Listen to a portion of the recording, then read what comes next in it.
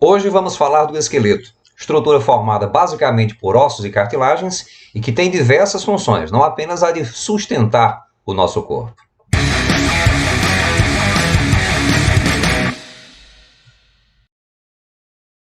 O nosso esqueleto tem várias funções. Ele é responsável por definir, primeiramente, o nosso eixo corporal. Por exemplo, traçar aquelas linhas imaginárias, longitudinal, transversal. Ele protege órgãos vitais do nosso corpo, como coração, pulmões, fígado, medula espinhal, encéfalo. É o grande armazenador de minerais, em especial cálcio e fósforo, no nosso organismo. Se une aos músculos, nos permitindo o movimento. E no seu interior é onde o sangue é produzido, na medula óssea vermelha, pelo menos no interior dos ossos longos, do ilíaco e na coluna vertebral.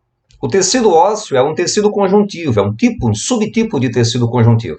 Sendo assim, há aí uma grande quantidade de substância intercelular, onde estão mergulhadas células, basicamente 3 células, os osteoblastos, os osteócitos e os osteoclastos. Osteoblastos são células jovens que, quando maduras, transformam-se nos osteócitos. Os osteoclastos são células responsáveis pela renovação do tecido ósseo envelhecido.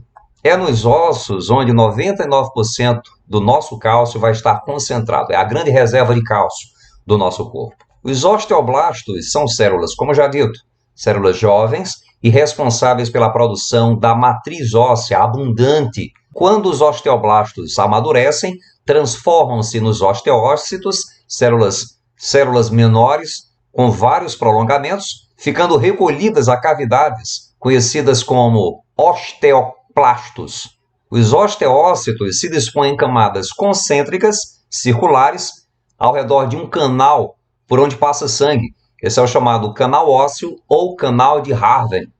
E ligam-se uns aos outros através de canais mais finos, conhecidos como canais de Volkmann, pequenos canais por onde o sangue é transportado.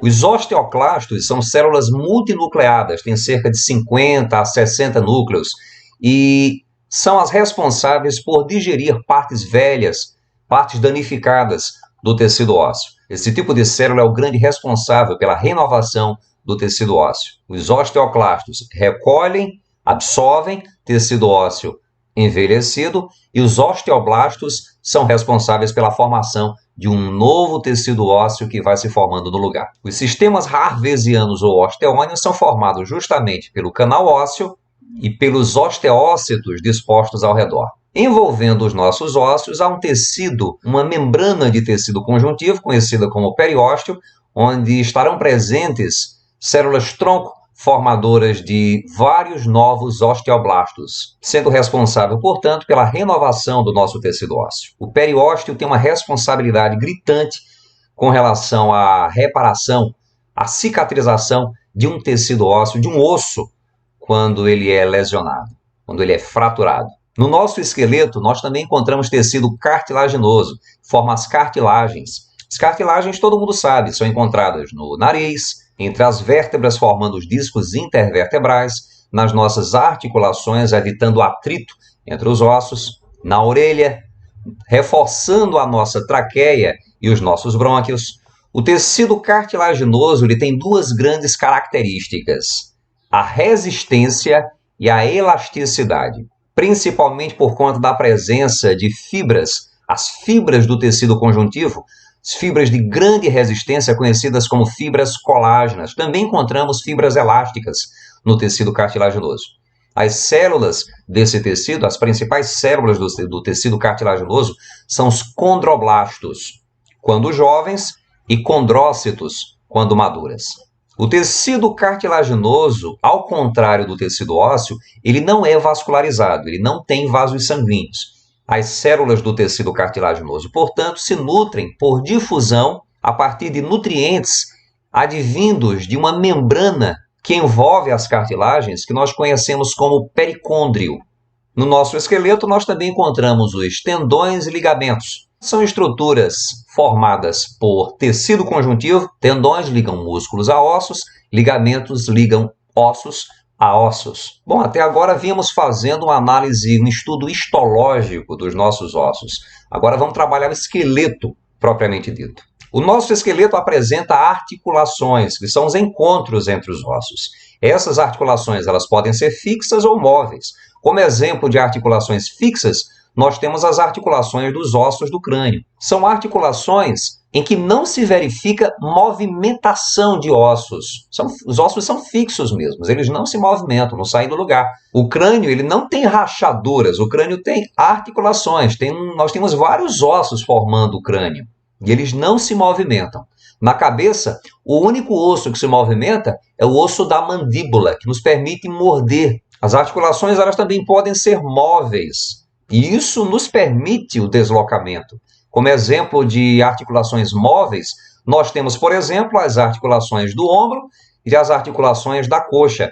Um tipo bem interessante de articulação móvel é a chamada bola e soquete, que é onde nós temos uma cavidade em um osso, onde se insere a extremidade de um outro osso que tem uma bolinha. Né? A articulação do ombro e da coxa são exemplos de bola e soquete. Soquete é uma estrutura que tem uma cavidade onde vai se inserir uma outra estrutura, como, por exemplo, o bocal de uma lâmpada. Um outro tipo de articulação móvel é o dobradiça, que tem movimentos mais limitados, que permite movimentos mais limitados.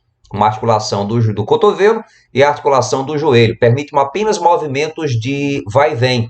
Nas nossas articulações existe um líquido chamado líquido sinovial, que ajuda a evitar o atrito entre os ossos. Muitas pessoas na velhice vão perdendo esse líquido, vão perdendo a capacidade de produzir esse líquido e as cartilagens elas vão se degradando, vão se desfazendo. Isso é bem desagradável. O esqueleto humano ele tem 206 ossos, alguns bem longos. O maior é o osso da coxa, o fêmur, e o menor, ou melhor, os menores são aqueles ossículos da orelha, sabe? Martelo, estribo, bigorna, que a gente estudou quando estava tratando lá do sistema sensorial. E ele é dividido em esqueleto axial e esqueleto apendicular. O esqueleto axial é formado pelos ossos da cabeça e do tronco.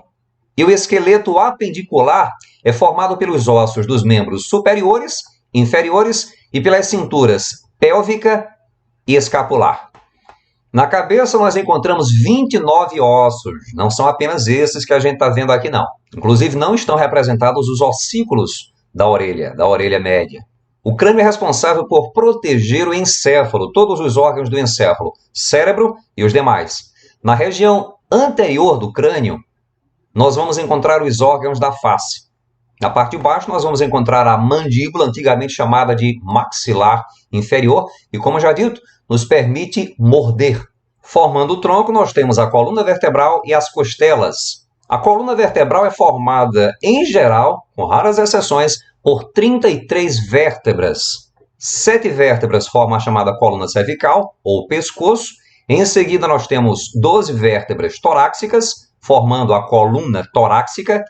5 vértebras lombares, formando a coluna lombar, e em seguida nós temos 5 ossos fundidos, formando o sacro, coluna sacral, e por fim nós temos um resquício da cauda dos nossos antepassados, a coluna coxigiana, é o osso cóccix, que na verdade é formado por 4 vértebras fundidas.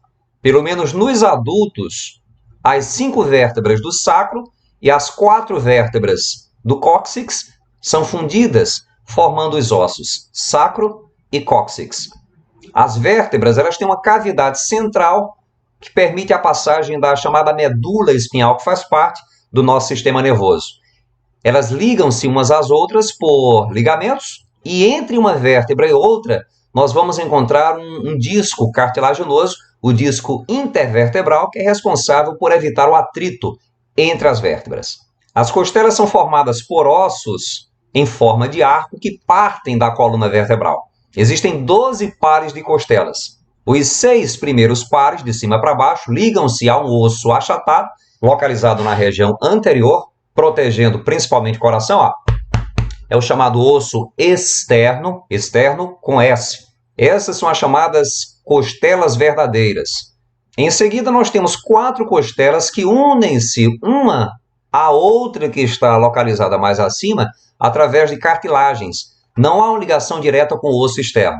Essas são as chamadas costelas falsas. E mais abaixo nós temos dois pares de costelas que não se ligam na frente, na região anterior. São as chamadas costelas flutuantes, elas ficam soltas. O esqueleto apendicular é formado pelos membros superiores, inferiores e pelas cinturas ou cíngulos inferior e superior. Os membros anteriores são formados pelo osso do braço, húmero, e do antebraço, ulna e rádio, assim como pelos ossos cárpicos, que são 8, pelos ossos metacárpicos, que formam o nosso metacarpo, e pelas falanges. Cada dedo, com exceção do polegar, tem 3 falanges. Primeira falange, segunda falange, terceira falange. O polegar só tem 2. Importante, para você diferenciar, para você localizar o osso rádio, é só lembrar que ele fica do lado do polegar. Essa figura nos permite diferenciar, localizar todos os ossos do carpo. A articulação dos ossos cárpicos com a ulna e com o rádio vão formar aquilo que nós chamamos de punho.